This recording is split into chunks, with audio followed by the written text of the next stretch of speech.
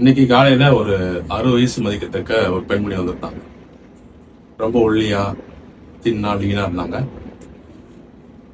காலில் அல்சர் புண்ணு அப்படின்னு வந்தாங்க. அவங்க 2022 சுகர் இருக்கு. சார் இந்த புண்ணை ஓப்பன் பண்ணி பார்ப்போன்னு பார்த்தா அதில் மேகட்ஸ், அதாவது புழு, அப்படி அவ்வளோ புழு ஓடுது. இது எப்படா வந்துச்சு அப்படின்னு அவங்கள்ட்ட கேட்கும்போது நல்லா தான் இருந்திருக்காங்க.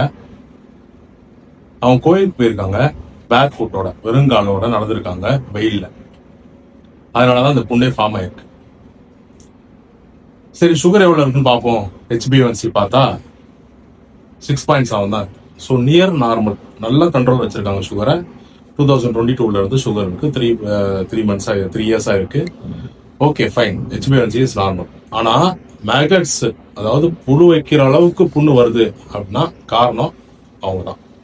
காலை சுகர் எந்த லெவல்ல இருந்தாலும் சரி, நீங்க காலை ஃபுட் கேர் அப்படிங்கிறது டயபெட்டிஸ் டயக்னோஸ் பண்ணிட்டாலே முக்கியம் அப்படிங்கிறதுக்கான அவேர்னஸ் தான் இது.